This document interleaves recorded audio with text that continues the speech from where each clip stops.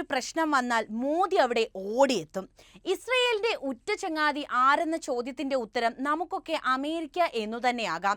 എന്നാൽ അത്രത്തോളം വാഴ്ത്തപ്പെടാത്ത ഒരു വലിയ സൗഹൃദവും പരസ്പര വിശ്വാസവും പുലർത്തുന്ന രണ്ട് രാജ്യങ്ങളാണ് നമ്മുടെ ഇന്ത്യയും അതുപോലെ ഇസ്രയേലും എന്ന് നമുക്ക് എത്ര പേർക്കറിയാം. ഇസ്രയേലിനൊരു പ്രശ്നം വന്നാൽ മോദി അവിടെ എത്തിയിരിക്കും. അതിനെ സാധൂകരിക്കുന്നതാണ് ഇപ്പോൾ കിട്ടിയ റിപ്പോർട്ടുകൾ. ഇസ്രയേലിനോടുള്ള ഇന്ത്യയുടെ സമീപനത്തെ നിങ്ങൾ എങ്ങനെയാണ് നോക്കിക്കാണുന്നത്? ഉത്തരം എന്തായാലും കമന്റ് ചെയ്യൂ. നമുക്ക് നേരെ വീഡിയോയിലേക്ക് പോകാം.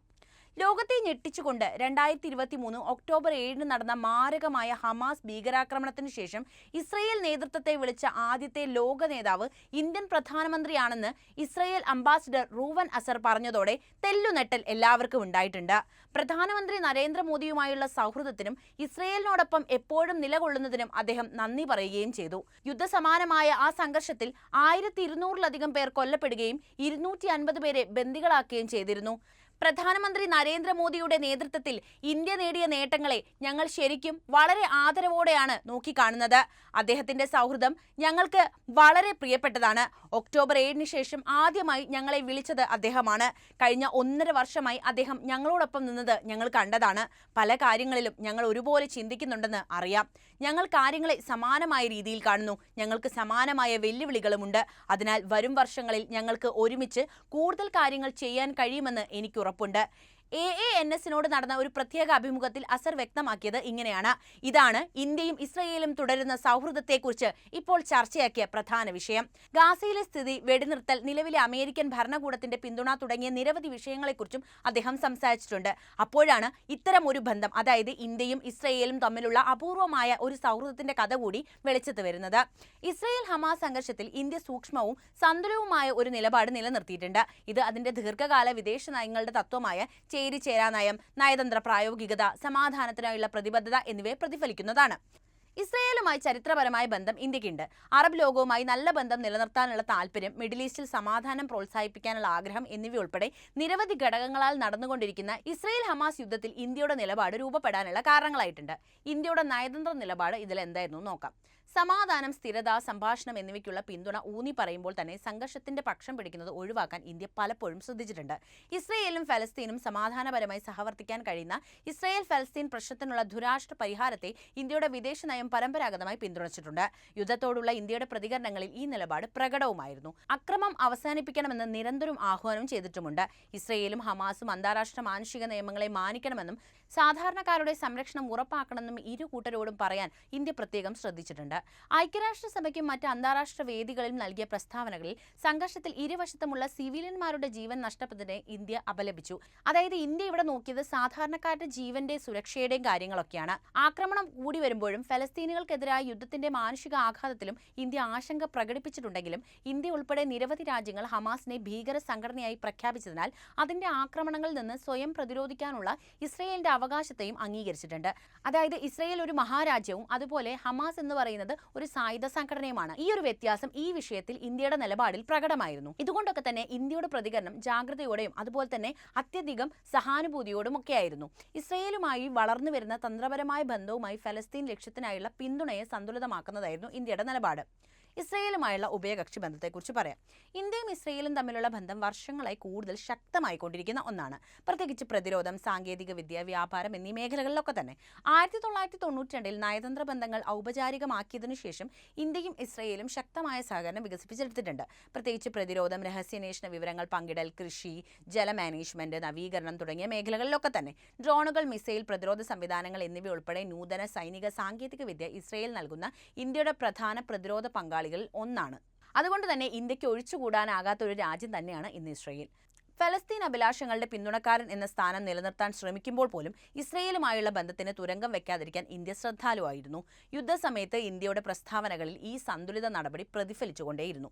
അവിടെ ഫലസ്തീൻ ജനങ്ങളോടുള്ള ഐക്യദാർഢ്യം പ്രകടിപ്പിക്കുകയും സംഘർഷത്തിന് സമാധാനപരമായ ഒരു പരിഹാരത്തിന്റെ ആവശ്യകത ഊന്നി പറയുകയും ചെയ്തതാണ് ഇന്ത്യ ഇവിടെ ചെയ്തത്. എന്നാൽ ഇസ്രയേലിനെ അകറ്റുകയോ ജൂതരാഷ്ട്രവുമായുള്ള അതിന്റെ ബന്ധത്തിന്റെ കേടുപാടുകൾ വരുത്തുകയോ ചെയ്യാതെ തന്നെയാണ് ഇന്ത്യ ഇത് സസൂക്ഷ്മം ചെയ്തത് എന്നത് ഇവിടെ എടുത്തു പറയേണ്ട ഒരു കാര്യമാണ്. ഫലസ്തീൻ ലക്ഷ്യത്തിനായിട്ടുള്ള പിന്തുണ പിന്തുണയെക്കുറിച്ച് പറയാം. അതേസമയം ഫലസ്തീൻ ലക്ഷ്യത്തെ പിന്തുണയ്ക്കുന്നതിന് ഇന്ത്യ ദീർഘകാലമായി ഒരു നിലപാട് സ്വീകരിക്കുന്നുണ്ട്.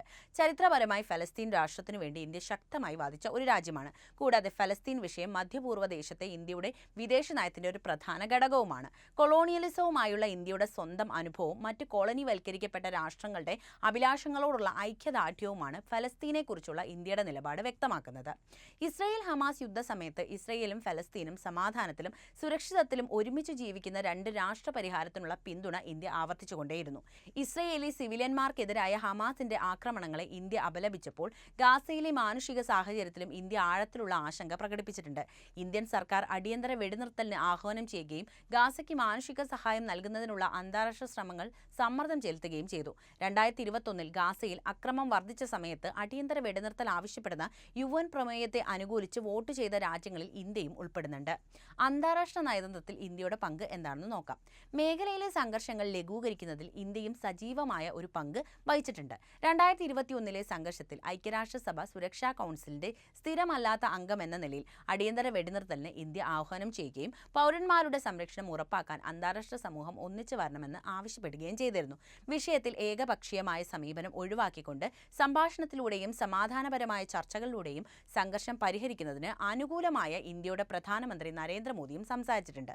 ഇന്ത്യയുടെ വിശാലമായ ഭൗമരാഷ്ട്രീയ താൽപ്പര്യങ്ങളാണ് അതിന്റെ നിലപാടിനെ സ്വാധീനിക്കുന്ന പ്രധാന ഘടകം. വളർന്നുവരുന്ന ഒരു ആഗോള ശക്തി എന്ന നിലയിൽ ഇസ്രയേലുമായും അറബ് ലോകവുമായി നല്ല ബന്ധം നിലനിർത്താൻ ഇന്ത്യ പ്രത്യേകം ശ്രമിക്കുന്നുണ്ട്. സംഭാഷണത്തിനും സമാധാനത്തിനും ഊന്നൽ നൽകുന്നതിലൂടെ ഇരു കക്ഷികളെയും അകറ്റി നിർത്തുന്നില്ലെന്ന് ഇന്ത്യ ഉറപ്പാക്കുകയും ചെയ്യുന്നു. അങ്ങനെ മിഡിൽ ഈസ്റ്റിലെ സന്തുലിതവും അതുപോലെ സ്വാധീനവുമുള്ള ഒരു രാജ്യമെന്ന നിലയിൽ അതിന്റെ പങ്ക് ഇവിടെ നിലനിർത്തുകയാണ് ചെയ്യുന്നത്. ഇസ്രായേൽ ഹമാസ് യുദ്ധത്തിൽ ഇന്ത്യയുടെ പങ്ക് നയതന്ത്ര സന്തുലിതാവസ്ഥയും പ്രായോഗികതയും നിറഞ്ഞത് തന്നെയാണ്. ഇസ്രയേലിന്റെ സ്വയം പ്രതിരോധിക്കാനുള്ള അവകാശത്തെ ഉറച്ച പിന്തുണയ്ക്കുന്നതിനോടൊപ്പം തന്നെ ഗാസയിലെ മാനുഷിക പ്രതിസന്ധിയിലും ഇന്ത്യ ആശങ്ക പ്രകടിപ്പിക്കുകയും ഇസ്രയേൽ ഫലസ്തീൻ സംഘർഷത്തിന് സമാധാനപരമായ ഒരു പരിഹാരത്തിനുള്ള പിന്തുണ ആവർത്തിക്കുകയും ചെയ്തിട്ടുണ്ട്. ലോകത്ത് തന്നെ വളരെ സെൻസിറ്റീവായ ഈ വിഷയം ഇന്ത്യ അതീവ ശ്രദ്ധാപൂർവമാണ് കൈകാര്യം ചെയ്തിരിക്കുന്നത് എന്ന് നമുക്ക് മനസ്സിലാക്കാൻ കഴിയും. മേഖലയിൽ സമാധാനവും സ്ഥിരതയും പ്രോത്സാഹിപ്പിക്കുന്നതിനോടൊപ്പം തന്നെ ഇസ്രയേലുമായും അറബ് ലോകവുമായും ശക്തമായ ബന്ധം നിലനിർത്താനുള്ള ആഗ്രഹത്തെ അടിവരയിടുന്നതാണ് ഇതിലെ ഇന്ത്യയുടെ നിലപാട്. നയതന്ത്ര ശ്രമങ്ങളിലൂടെ ഇസ്രയേലികൾക്കും ഫലസ്തീനികൾക്കുമിടയിൽ നിലനിൽക്കുന്ന സമാധാനത്തിലേക്കുള്ള ഏറ്റവും പ്രായോഗികമായ മാർഗമായ ദുരാഷ്ട്ര പരിഹാരത്തിനായി ഇന്ത്യ വാദിക്കുന്നത് ഇപ്പോഴും തുടരുകയാണ്.